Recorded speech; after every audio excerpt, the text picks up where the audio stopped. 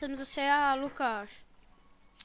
A tohle je poslední video ze hry Shakes of Fidget, protože už se mě to zdá jako kravina. Prohrál jsem.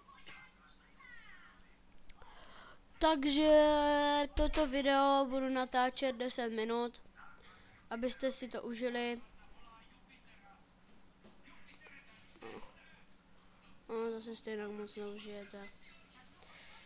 Takže tohle jenom vám chci říct, že s touto hrou jsem prostě skončil. To neumíte co? Prostě tato hra už nic.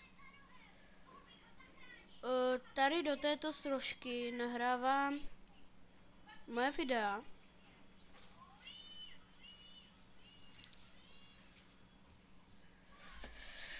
No, neužijete si to teda. Takže fuck. Toto bude asi konec. Jenom jsem chtěl říct, že s hrou Shakes of Fidget jsem skončil. Takže čau.